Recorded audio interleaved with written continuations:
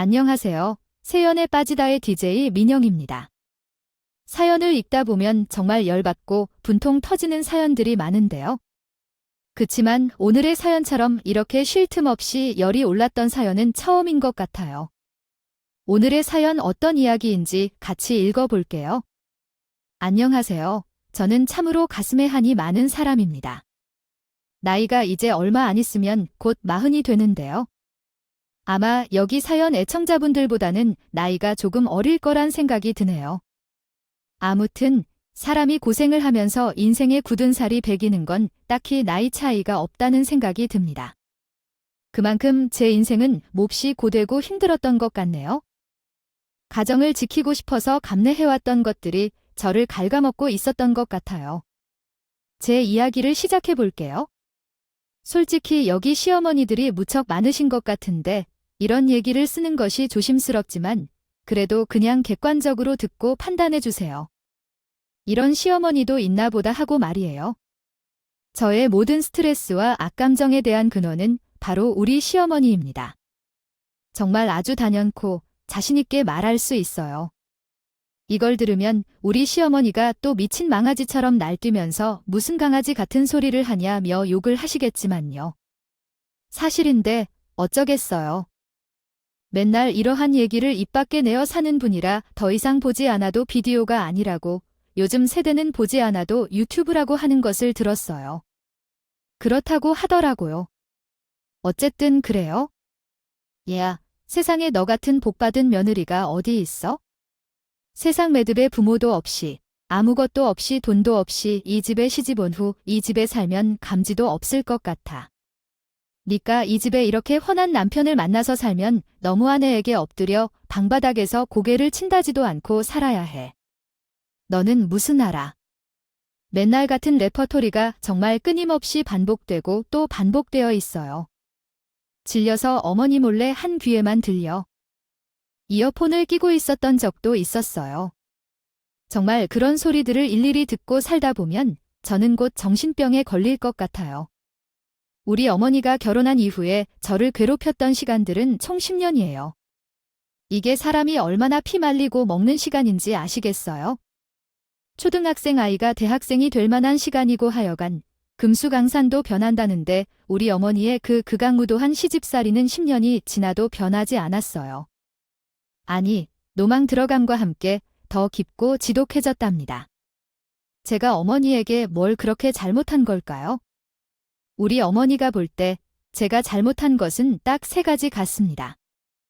맨날 그 잘난 입으로 눈을 치켜뜨고 하는 말을 예로 들어 제가 한번 설명을 해볼게요. 첫 번째, 돈도 없이 몸만 갖고 시집 온 것, 이게 바로 아닐까 싶어요. 사실 저라고 돈 없이 시집 보고 싶었겠나요? 전 전혀 결혼할 마음이 없었어요.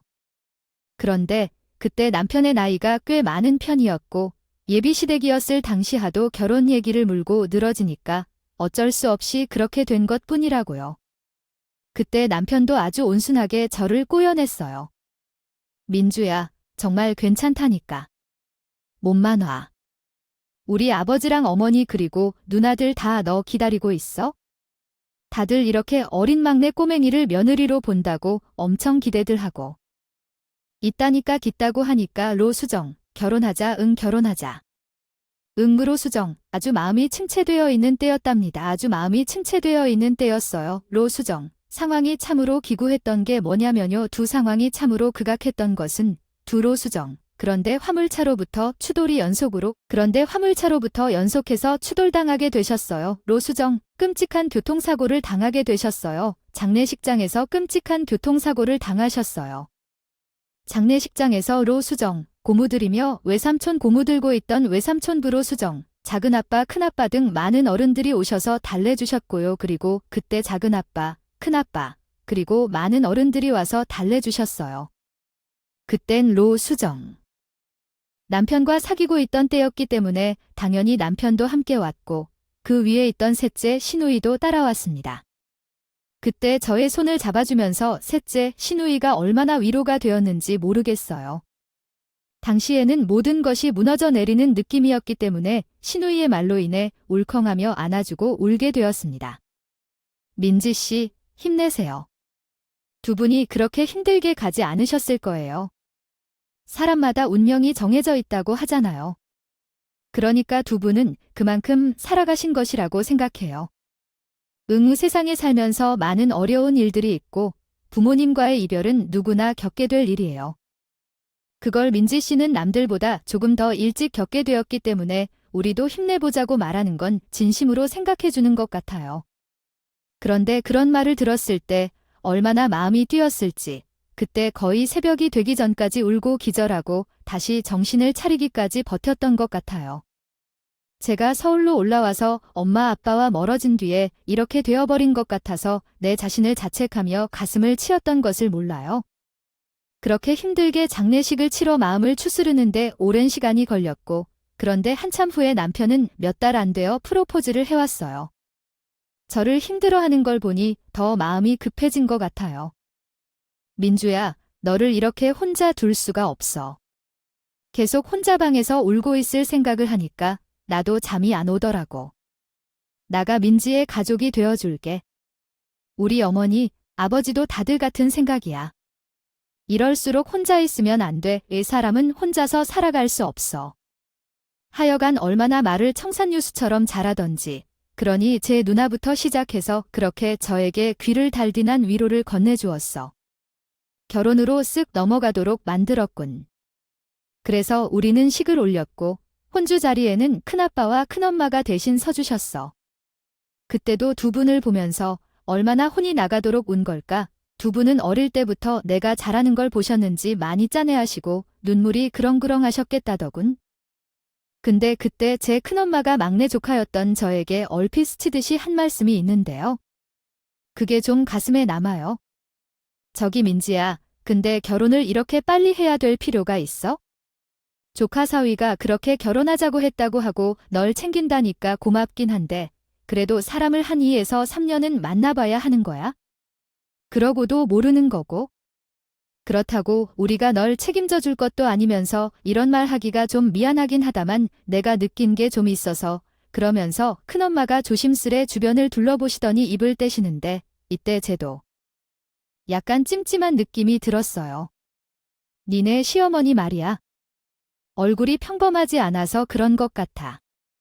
매서운 얼굴은 진짜로 겪어보면 아마 고통이 아니겠지. 요즘은 뭐 막내 아들이 어른이 되어 결혼하려고 조용해진 것 같은데 결혼한 후에 힘들다고 느낀다면 이미 늦어버린 거야. 될 수 있는 만큼 최대한 미루지 않고 해봐야 해. 맞아. 큰엄마는 딸 3명과 아들까지 모두 시집 보낸 경험이 있어서 그런 것 같아요. 분위기를 금방 알아채고 다양한 충고를 해주시는데 그 말이 정말로 옳다는 느낌이 들었어요. 하지만 그때는 부모님이 돌아가시고 제가 그 슬픔을 견디기 어려워서 제 옆에 진짜로 도와줄 사람이 없을 것 같았어요.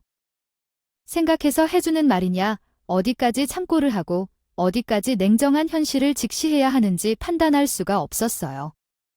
그러다 보니 일생 최대의 중요한 결혼이라는 부분에 있어서 많이 생각을 못하고 결정을 해버린 거죠. 그때 부모님 앞으로 유산이 있기도 했지만 그건 어디까지나 제가 개인적으로 처리할 문제였고 아무튼 살고 있는 저의 작은 원룸도 처분하는 게 버거워서 힘들어하고 있었는데요. 이때 남편이 손을 내밀어주면서 집만 처분하고 얼른 들어오라고 하는 거예요. 이미 우리 집 신혼집이 준비되어 있잖아. 내가 일찍이 준비해 두었으니까 걱정하지 말고 거기서 함께 살자. 원룸만 정리하고 이리로 들어오면 돼요. 민지가 필요한 것은 여기에 전부 다 있어요.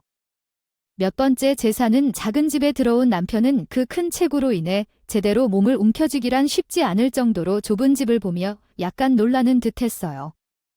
제가 남편의 본가를 찾아갔을 때 꽤 넓고 큰 집에서 살고 있었거든요. 중산층 수준에서 좀 더 풍족하게 살고 있는 느낌이 풍기는 집이었죠.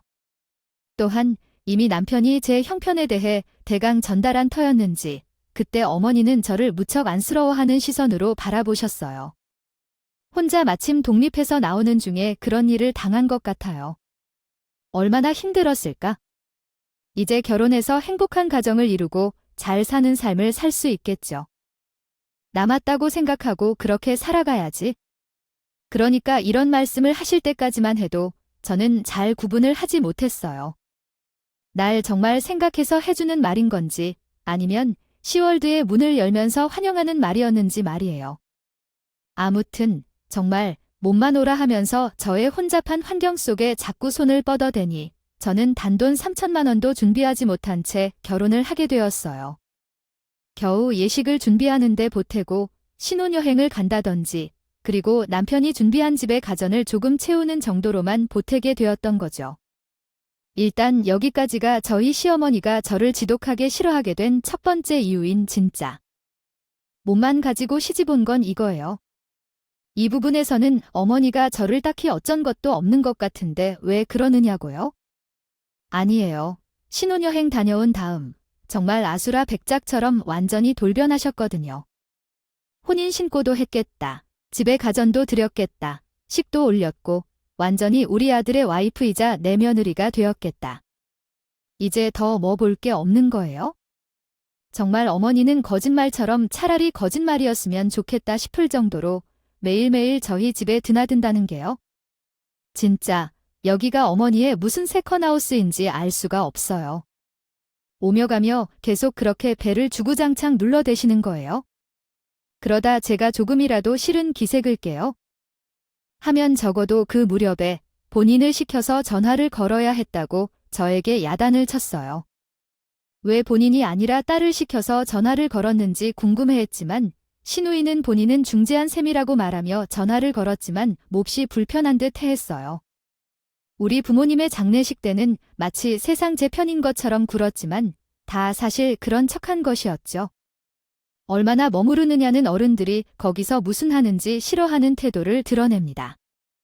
바쁘다고 엄마가 소파에 앉혀놓고 물 한 잔도 안 드렸다며 엄마가 서운해서 울기 시작하니 어떻게 할 거예요? 왜 이래요? 말을 듣고 있다 보니 정말로 돌아버릴 것 같은 거예요. 어머니가 우리 집에 들어와서 소파에 앉은 뒤 저는 정말 아무것도 안 챙겨드렸어요. 왜? 어른이 집에 오셨는데 물 한 잔 내드릴 생각을 안 해, 라고요? 그때 정말 정신없이 바쁘게 출근 준비를 하고 있었고 그걸 어머니도 몰랐으셨어요. 아침 7시 반에 아들의 며느리 집에 들어오셔서 대뜸 이렇게 말씀하시면서 소파에 깊숙이 앉으시는 거예요. 아이고, 다리 아파서 여기 올라오느라 고생했다. 나 여기 앉아 있다가 이따가 할머니들 만나러 가야겠다. 죽이겠다. 리모컨 좀 주세요. 저는 이때 머리를 말리고 남편이랑 먹었던 밥그릇을 치우고 바닥에 떨어진 머리카락을 밀대로 밀어내느라 정신이 없어 죽겠는데 그 난장판에 갑자기 배를 수십 번 눌러가며 오셨다고요. 그래서 문을 열어드렸더니 대뜸 눈에 불이 번쩍이면서 이러시는 거예요. 왜 이렇게 문을 늦게 열어? 시어미, 날씨에 밖에서 추워 죽으라고 째깍째깍하고 문을 열어야 될 거 아니야. 이러면서 현관에서 확 쏘아붙이시더니 본인 아들이 뒤늦게 뛰어와서 인사하니까 완전 다른 표정을 지으며 세상 애틋한 얼굴을 하시는 거예요. 아이고, 우리 아들. 그래, 엄마가 왔어. 출근하려고 밥을 먹었어. 밥은 맛있는 걸 먹었더라. 색시가 맛난 걸 차렸지? 그러면서 소파에 퍽 하고 앉으셨는데 리모컨을 갖고 와라. 여기서 좀 놀다 가시겠다. 그러시는 거 있지? 대뜸 오시는 것 같아서 아들과 며느리에게 대하는 어투가 너무 다르니 저도 화가 나는데 우리 집이 무슨 카페도 아닌데 놀다 가셔서 맞으냐. 전 출근하려고 준비하느라 전쟁이 따로 없는데 말야. 그렇게 서둘러서 막 움직이면서 어쩌고 하면서 내가 없는 집에 어머니가 1시간이나 더 있어서 나가신다는 게 너무 찝찝하면서 기분이 나빴어요. 그래도 일단 늦었으니까 빠르게 인사하고 서둘러 나갔다가 그랬더니 출근하고 나서 오전 시간대에 시누이한테 그런 내용의 전화를 받아보게 됐어요. 기가 막혀서 입도 안 다물어지고 입술을 마구 물어뜯고 있는데 그런데 시누이가 나에게 이런 말을 했대요. 그래서 저는 어머니의 저희를 파악했어요. 아, 이래서 날 미워하는구나 하고요. 옳게, 솔직히 그렇게 일일이 어른을 기분대로 대하고 그러면 안 돼요. 우리 엄마가 옳게 아무것도 가진 것 없이 왔는데 받아줬잖아. 우리 영석이가 그만한 능력 갖고 집까지 해왔는데 섹시함에 아무것도 안 받고 결혼시키는 그런 시어머니가 어디 있어? 그럼 올케가 알아서 눈 찍고 잘해?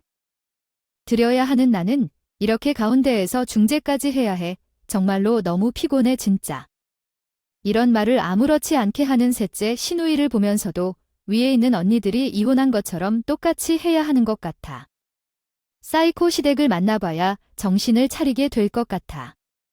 큰 시누이와 둘째 시누이는 2년 차이로 이혼을 했다고 들었고 각자 친정에 돌아오지 않고 서로 떨어져 살고 있다고 들었어.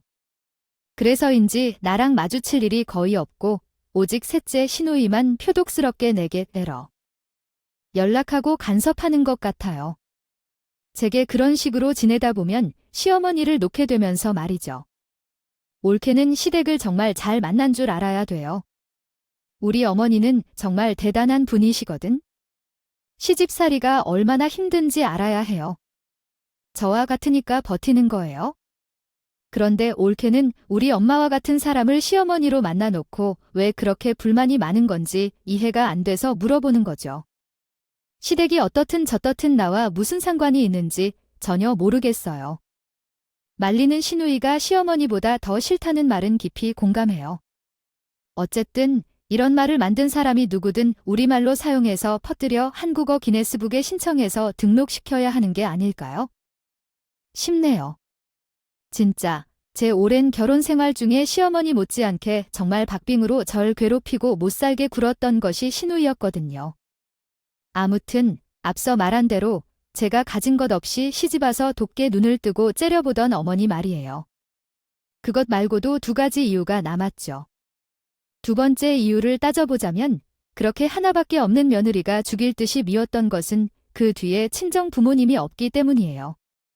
다시 정리해보면 첫 번째는 몸만 가지고 시집을 가서, 그리고 두 번째는 며느리가 천상고아로 뒤에 받쳐주는 부모님이 없어서 이렇게 된 것이라고 볼 수 있겠네요.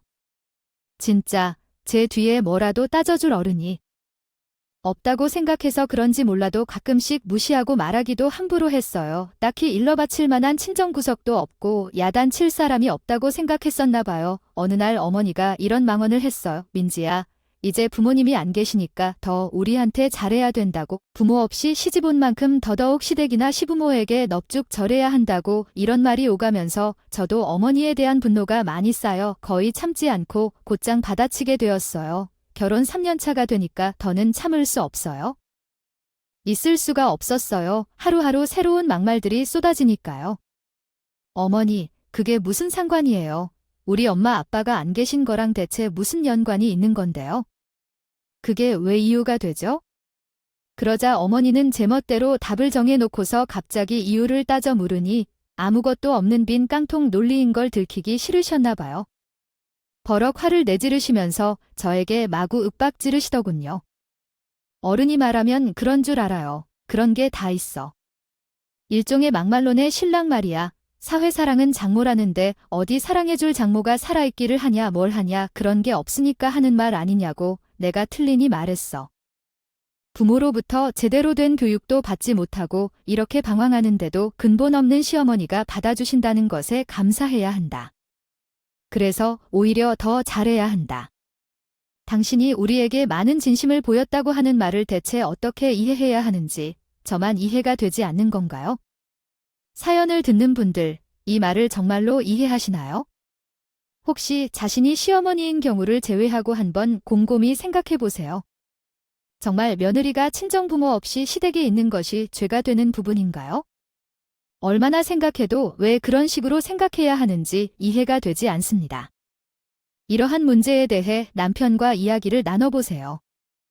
따지면 당연히 남편도 제게 뭘 대꾸하는 정도를 해요. 물론 맨날 이성적인 것을 따지고 옳고 그름을 따지길 좋아하는 인간인데 자기 엄마의 발언이 제대로 되었다고 말할 수 없어요. 죽었다 깨어나도 그러질 못할 거예요. 하지만 어쨌든 같은 혈통이고 자기 엄마니까 어쩔 수 없이 편을 들게 되는 거예요. 엄마가 그렇게 말했어 라고 하는데 그런 말은 너무 심각하게 듣지 않아? 엄마 성격이 원래 좀 그래서 어떻게 해야 할 말은 해야 되고 안 하면 병이 날 수도 있거든.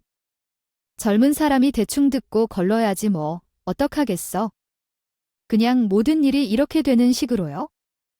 나중에 어머니께서 심한 말을 들었고 울며 화를 내더라고요. 아, 진짜 맨날 이렇게 이야기할 것 같아. 회사에서 일하고 스트레스를 받는 것도 힘들어서 죽겠는데 왜 맨날 엄마나 누나와 있었던 일을 나에게 이야기해서 싸움거리를 만들어?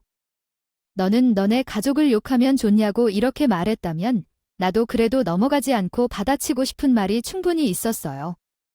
내가 말하고 싶어서 내가 어머니나 셋째 형님과 이렇게 마주치고 만나는 것은 다 누구 때문인가요? 당신 덕분에 이어진 인연이 아니겠어요. 그러니까 당신에게 말해야지. 그럼 누구에게 말할 거예요? 당신이 봐도 당연히 화나는 일인 것 같다며, 그리고 우리 가족들이 뭐든 정말. 우리 친척들이 매일 당신에게 연락해 뭐를 원하고 있는지 알려주는 거야? 뭘 시키거나 부르면서 개소리를 하는데 뭘 해야 할지 몰라서 우리 가족과 비교해본다. 남편은 논리적으로 말을 하지 않고 단지 욕설을 함으로써 제 입을 막으려고 했었어. 처음에는 이런 점을 몰랐지만 결혼을 오래 하다 보니 남편의 이런 행동을 반복해보게 되었고 그로 인해 스트레스를 받아 유산을 2번이나 겪게 되었어. 그때는 절망적이고 괴로운 기분을 느끼며 어떻게 해야 할지 모르는 곤란한 상황이었어. 하지만 정말 뭘 할까? 지랄 맞다고 해야 할까요? 이 망할 인간들은 정말 침을 뱉어도 모자라는 시댁 인간들입니다. 그들은 저를 그냥 쉬도록 놔두지 않았어요. 제가 유산으로 인해 마음의 괴로움을 느끼고 퇴사를 했다는 것을 남편이 자기 엄마에게 전달했나 봅니다. 정말 매일 같이 전화하고 서로 아침에 뭘 먹고 점심에 누구랑 뭘 하고 저녁에 뭐 할 건지 얘기하는 모자거든요. 그리하여 제가 쉬게 되었다는 걸 알게 된 어머니는 그 뒤로 어떻게 했을까요?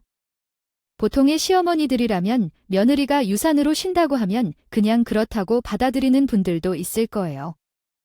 혹은 안쓰러워서 뭔가 해줌으로써 위로를 해주시는 좋은 분들도 계실 것입니다.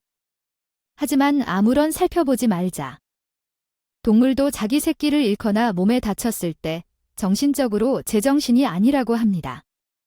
이를 놔두어야 하는 현명한 사람들도 있을 것입니다. 그러나 우리 어머니는 참으로 비극적인 상황에 처해 있었어요. 어느 쪽에도 속하지 않는 분이셨죠. 세상 어디에 저런 어머니가 있다고요? 저는 퇴사하고 집에서 휴식을 취하려 했던 그 순간 어머니는 반대로 며느리를 부리듯 하녀처럼 대하고 있는 것이었어요. 이것은 무척이나 염치 없는 행동이었습니다. 민지야, 너는 항상 바빠서 내가 부탁한 일을 들어주지 않았잖아. 이제는 집에서 쉼으로 더 이상 핑계를 대지 말고 내가 시키는 대로 일들을 다 해놔. 집으로 들어오면 몸값을 해야지. 그렇지 않으면 절도가 없어. 여자가 남편도 있고 가족도 있지만 그런 식으로 팽팽하게 일하지 말아야 해요. 그런 어머니에게 저는 온갖 마음이 사나워지며 세상의 모든 혐오감이 진짜 혈액이 거꾸로 솟는 듯 어머니에게로 집중되는 것을 느꼈어요. 그때 분을 겨우 이겨내며 정말 처음이자 마지막으로 안달하게 어머니에게 부탁하는 일이었어요. 어머니, 제가 지금 왜 퇴사했는지 아시나요? 제가 좀 쉴 수 있게 해주시면 좋을 것 같은데요. 의사도 제대로 휴식을 취해야 된다고 하고 아무것도 하지 말라고 했어요. 그리고 혹시 몸 상태가 많이 나빠진다면 큰일 날 수도 있어요. 돈을 주는 회사도 그만두면서요. 모르시겠어요. 그렇게 말하면서도 내가 이런 사정까지 구구절절 말해야 하는 것이 기막힌 노릇이었지만 도통 말이 안 통하고 독불장군 같은 고집센 인간이니 굳이 수고를 드렸어요. 하지만 우리 어머니 생각보다 훨씬 더 막강하게 악랄한 인간이더군요. 그게 뭐 어쩌라고 내가 너보고 무슨 장독자를 들라고 했냐? 집안 가구를 옮기라고 했냐? 그냥 내가 부탁하는 대로 조심스럽게 왔다 갔다 하면서 하라는 거야? 그리고 뭐 아프면 먹고 살 거 살림도 안 하고 굶어 죽을 거야. 그게 아니잖아. 어차피 내 집 살림하면서 장보고 뭐도 하고 세금도 내고 공공기관도 다 처리하고 그럴 거 아니냐고. 나도 요즘 몸 한마디도 안 아픈 데가 없으니까 며느리라고 하나 있는 내가 그런 일 좀 대신해줘라. 이거지 뭐. 살면서 유산 너만 하냐. 나도 했어. 신랑 낳기 전에 유산 몇 번 했어. 다 그런 거야. 엄살 부리지 마라. 진짜 이때 정말 이 말을 멍청이 내 귓속에 넣고 있는 제 자신이 이젠 미워질 지경이더라고요. 뱃속에 품고 있어 그나마 희망을 갖고 있던 아이를 또 떠나보내고 혼자 베란다에서 안 좋은 생각도 했던 저에게 어찌하여 이렇게 지독하게 굴 수 있는지 이때 처음으로 우리 부모님이 저를 일찍 두고 가신 것에 대한 야속함을 느꼈어요. 이런 상황을 알고 쫓아와서 호통을 치고 다 뒤엎어 버릴 친정. 아버지라도 계셨다면, 그랬다면 어머니가 차마 저러한 말은 못하고 속으로 아끼지 않았을까? 내가 진짜 별별 말을 다 듣고 사는 거라고 생각했더라면 그렇게 기이하고 놀라웠어요. 그래서 어떠하여 그랬느냐면 결국에는 매우 강제적으로 끌려다니게 되었어요. 이어서 내가 결론적으로 정말이지 힘들게 끌려다니고 있는 것입니다. 왜냐하면 이때 남편과 매우 격하게 싸울 때였거든요. 제가 계속 어머니와 부딪히는 것을 참을 수 없다며 온몸이 힘들어서 고통받는 저에게 돌연 이렇게 경고했습니다. 민주야, 너가 힘들어서 못 견디겠다. 우리 이혼하자. 어떻게 그리해서 하루가 멀다고 엄마랑 이야기하던 것입니다. 왜 우리 엄마를 그렇게 미워하고 싸우는 거야? 엄마가 너한테 뭐 그렇게 잘못한 거야? 그 순간 나는 정말 절벽에서 누가 밀어서 떨어지는 듯한 기분을 느꼈어요. 유산하고 망가진 저를 위로해주질 못하고 오히려 가장 해야 할 역할인 남편이 날 버릴 거라고 말했으니까요. 아마 다른 사람들이 보면 그냥 이혼하면 되지라고 말할지도 몰라요. 어째선지 그 말에 더 귀를 막아서 뭘 할지도 몰라 벌벌 떴어요. 당신들은 그렇게 말할 수도 있겠지만 하지만 사람들의 일로서 그렇게 옆에서 지켜보고 또 노골적인 조언을 하는 일은 결코 쉽지 않아요. 가끔 여기 사연을 보면 남들이 너무 쉽게 다른 일에 대해 말하는 분들도 있더라고요. 본인이었을 때 정말 그렇게 객관적으로 볼 수 있을지, 그리고 모든 일을 이성적으로 처리할 수 있을지 궁금해지네요. 어쨌든 그때의 저는 당연히 이혼이라는 결정에 겁이 나서 어찌할 바를 몰라 했어요.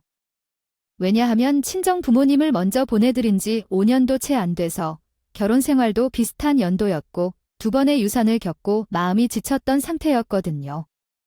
그런데 강아지라도 제 곁에 있어주는 상황에서 가족이 될 것이라며 계속 곁에 있었던 남편이 갑자기 이혼을 선언하자 세상 모든 것이 거부하고 저와 멀어지고 있다는 느낌이 들어서 몹시 두렵고 불안했어요. 들었어요.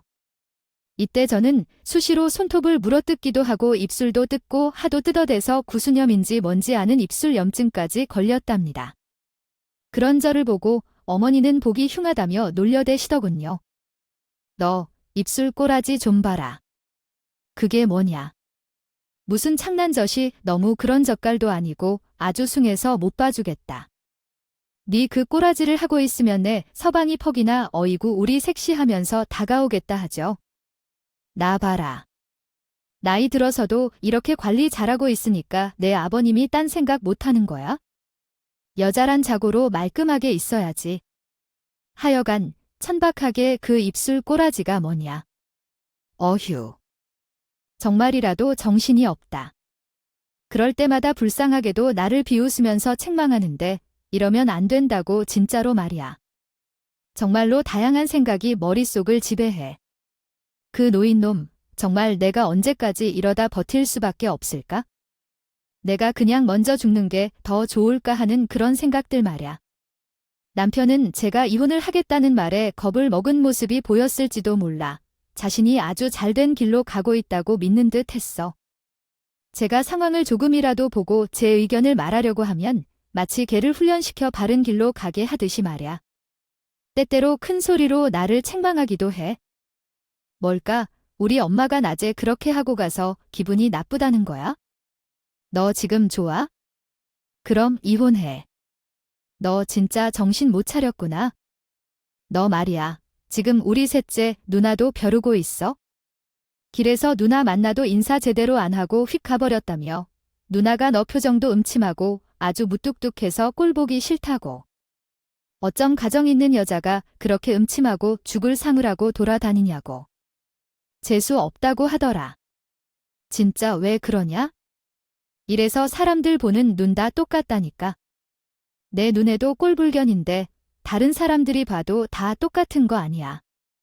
지금 내 잘못이 뭔지는 알아. 이렇게 끊임없이 만사 모든 재수 없는 일은 나에게로부터 온다는 공식이라도 있는 건지? 시어머니 남편. 셋째 신우이와 그녀의 셋째 아이들은 나를 삼각형처럼 돌려가며 골랐다. 마치 공을 주고 박아내는 듯 공처럼 여기서 저쪽으로 굴려나갔다.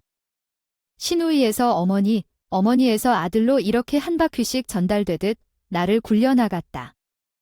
시간이 흘러가는 동안 나는 점점 아이를 가질 생각을 완전히 버리게 되었다. 마음을 집중해 보려고 노력해 보기도 했고 내 잘못을 자신하려고도 했다. 하지만 상황은 계속해서 뭔가를 의미하는 것 같았다. 그들이 이상한 게 아니라 내가 이상한 게 아니라고 말이더라.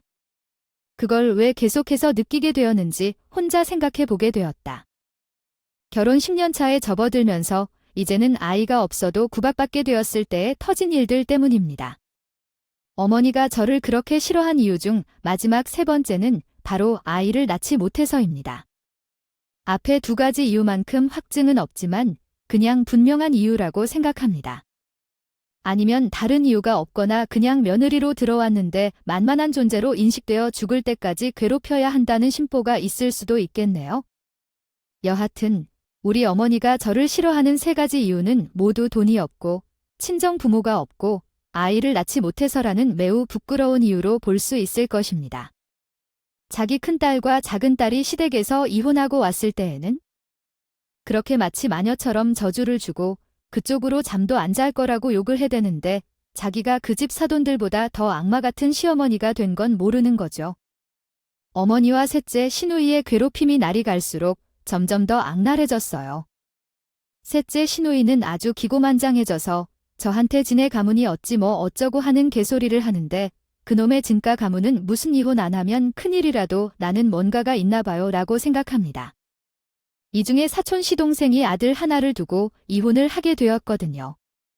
제 딴에는 어쨌든 안 좋은 일이니 안타깝다는 생각만 했었는데 명절날 셋째 시누이가 저를 앞에 두고 글쎄 은근히 저를 까듯이 그 사촌 시동생 얘기하고 있어요. 이 말을 나는 집에 가서 내내 곱씹으면서 진짜 당장이라도 쫓아가서 머리채를 잡을까 몇 번이나 고민했습니다. 영훈이 부인 말이야. 예전부터 볼 때 인상이 워낙 안 좋아서 그런지 이혼하겠다 싶더라고. 보니까 뭐 친정엄마가 안 계시다면 그래서인지 애가 근본도 없고 어른이 보면 인사도 할 줄 몰라요.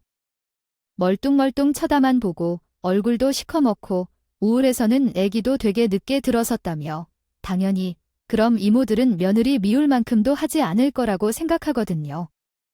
그리고 말이야 엄마도 없이 그지갈피 살다가 우리 영원히 같은 신랑을 만나서는 아니 살던 애가 아주 씀씀이가 커져버렸잖아. 제 주제도 모르고 뭐 돈을 그렇게 헤비하게 쓴다며 하여간 된장처럼 그렇게 맨날 오시며 가방 쇼핑이며 사들인다는 걸 봐. 그래서 없이 살던 것들이 하나같이 역겹게 그렇게 허세를 부린다니까 이혼당해도 싸지 뭐. 이 말을 들으면서 제가 흠칫흠칫 떨었던 건 그동안 셋째 시누이가 은근한 말로 나를 공격할 때 사용했던 내용들이 다 이 안에 있었기 때문이에요.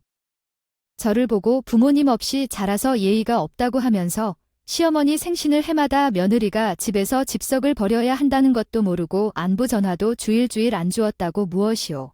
그리고 말입니다. 저희 친척 고모가 물려준 명품 가방이 3개가 있어요. 결혼할 때 특별히 다른 것은 안 해주시고 단지 가방을 주시겠다고 하셨어요. 결혼해서는 이런 것 아마 못 살 테니 미리 받아둘 것을 거의 새 것이나 다름없는 것을 주셨거든요. 제가 그것을 시댁 모임에 몇 번 가져갔었는데 어느 날 한 번 이렇게 물어봤어요. 이거 짝퉁 아니야?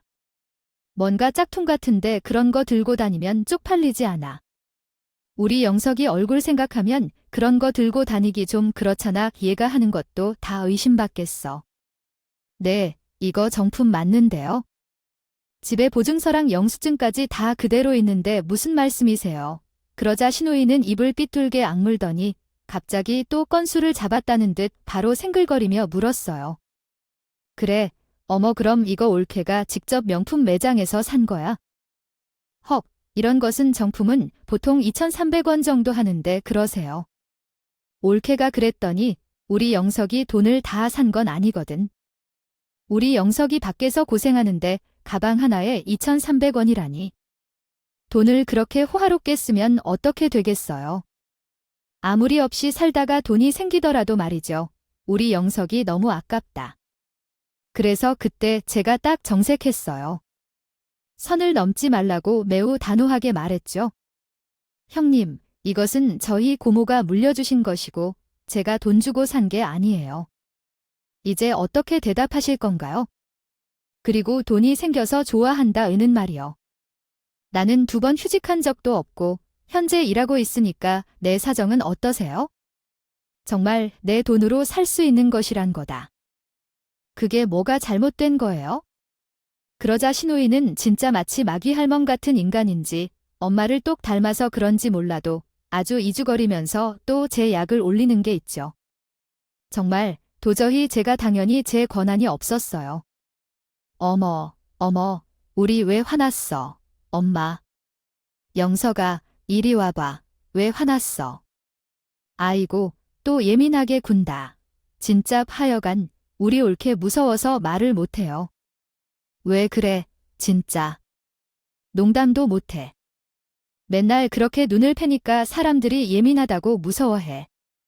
우리 이모도 그렇고. 옳게 너무 어둡고 무서워 보여 그러는 지는. 심술독이 여기저기 아낀다. 눈매도 사나운 주제에 제 얼굴은 거울조차 비추는 것 같지 않았어요. 여기까지 다 적어보니 나도 상당히 분노가 많은 것 같아요. 정말 누이와 어머니를 생각만 해도 가슴에서 뭔가가 용솟음친다는 느낌이 올라오는 것 같아요. 아무튼 누이가 저렇게 하는 것과는 달리 저는 아주 근검절약하며 살고 있어요. 정말 일을 개처럼 하되 돈을 모아 정승처럼 사는 마인드가 내 안에 자리를 잡았어요.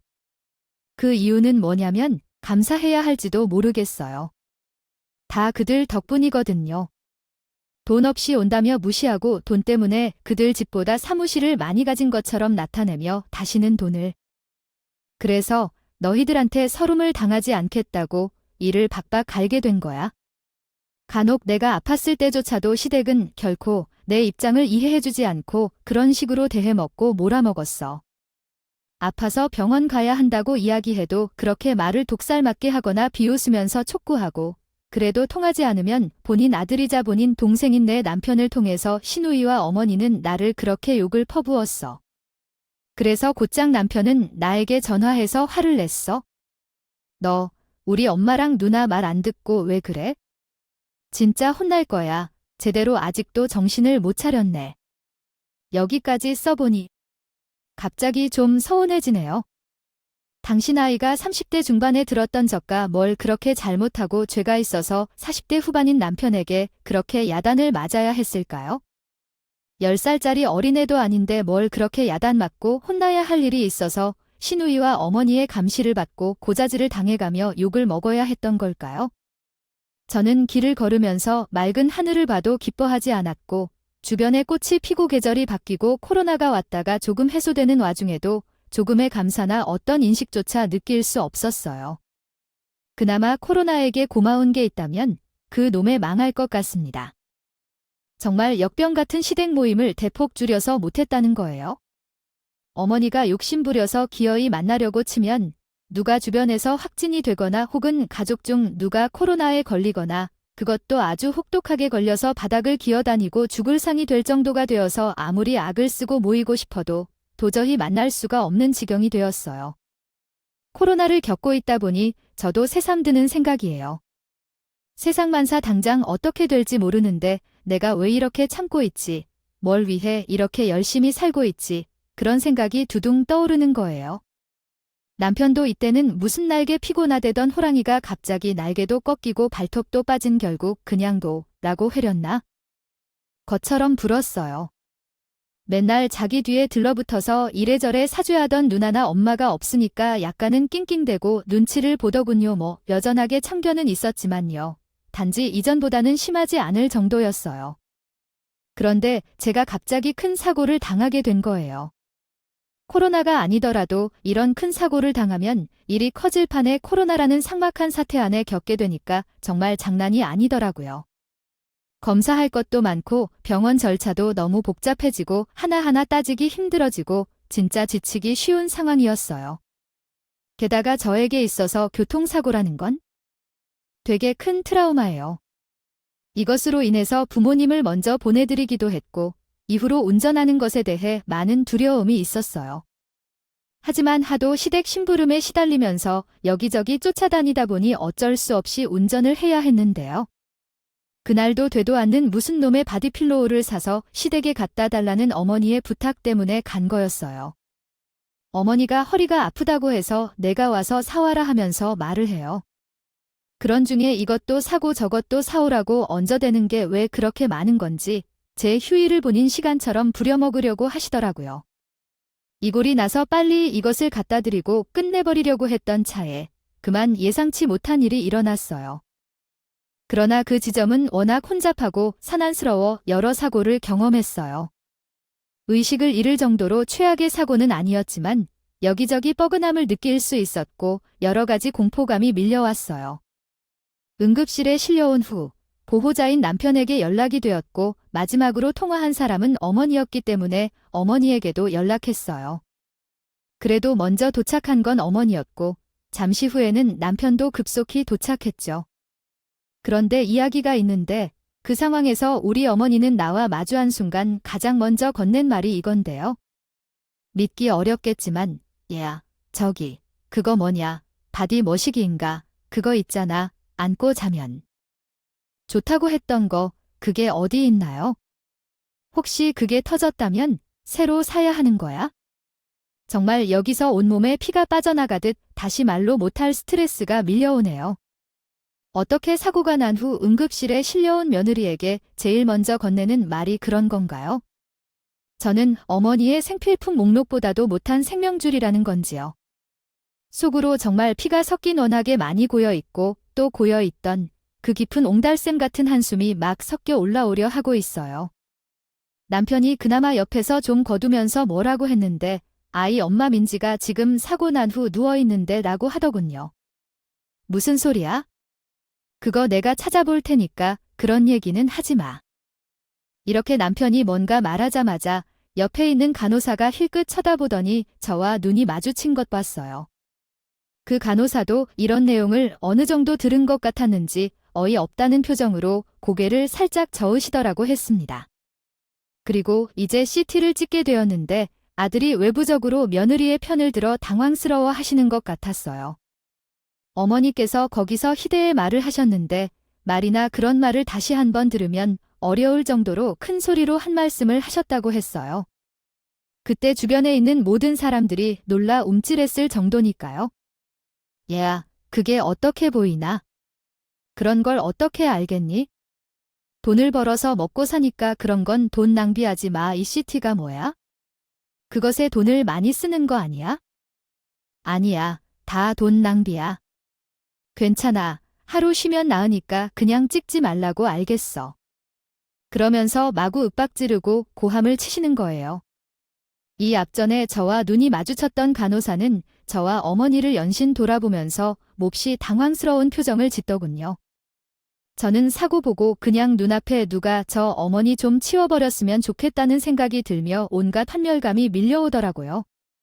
누워있는 상태에서 눈물이 그렁그렁 맺혀서 귀 옆으로 뚝 떨어지려는 찰나 갑자기 누군가 저를 다급하게 불렀어요. 이런 호칭으로 부를 사람은 아마 한 명 정도밖에 없을 텐데요. 혹시 제가 거기에 온 건가 싶어서 저도 정신이 번뜩 들었더라도 사모님, 괜찮으십니까 사모님? 부해진 눈을 대충 닦으면서 위로 쳐다봤더니 제 눈앞에는 안경을 쓴 병원장님이 계셨어요. 저도 1년에 한두 번 볼까 말까 하긴 해도 얼굴은 코로나 전부터 낯이 익어서 그런지 마스크를 쓰셔도 알아볼 수 있었어요. 제가 대충 고개를 까딱거리며 괜찮다고 말했더니 병원장님이 곧장 주변에 말씀하시더라고요. 그제 얼른 사모님을 VIP로 옮겨드릴까 하고 말하자 얼른 순간 저도 제가 온 것이 한강병원인가 싶어서 어리둥절했는데 주변에 있던 병원 스태프들이 빠르게 움직이는 것을 보고 당황했어요. 남편도 놀래가지고 어딜 가냐고 물어댔지만 병원장님은 이미 어딘가로 이동하셨다고 했어요. 어딜 가 VIP실 왜? 저도 약간 어리둥절했는데 간호사들은 옮기려고 준비를 하고 있어서 어쩔 수 없었어요. 어쨌든 이동한 후에 그 뒤의 상황을 대충 말했어요. 그때까지 늑대처럼 따라와서 자신의 아들과 자석처럼 붙어있던 어머니는 제가 옮기는 말을 믿을 수 없었는지 눈에 실핏줄까지 튀어나올 정도였어요. 아, 여기 나랑 조금 관계가 있어요. 전에 기부한 적도 있고. 아무튼 그래서 안면이 없지는 않아요. 이런 젠바를 바라는 건 아니지만 이렇게 대접을 받게 해주시는 것에 감사합니다. 제 이야기에 어머니는 또 이거 잘 걸리셨다고 아주 잡아쳐 때려야겠어 하는 자세로 저에게 막소리를 질러대는 거예요. 뭐, 기부. 네가 기부야. 지나가던 팔팔이 걔가 웃겠다. 내가 주제에 무슨 기부를 해보나 마나. 이건 아주 정신이 돌았구먼. 제대로 미쳤어. 야, 애 어디선가 받아 올라온 돈이 모자랄 것 같은 자가 시집와서 우리 아들 덕에 겨우겨우 생존하면서 내가 꼴에 기부를 해서 그걸로 지금 이렇게 돈을 가득가득 채우면서 처벌은 병실을 앉아 있어. 이게 아주 진짜 호강으로 보지만 아주 위선으로 똥을 싸고 앉아 있는 것 같네.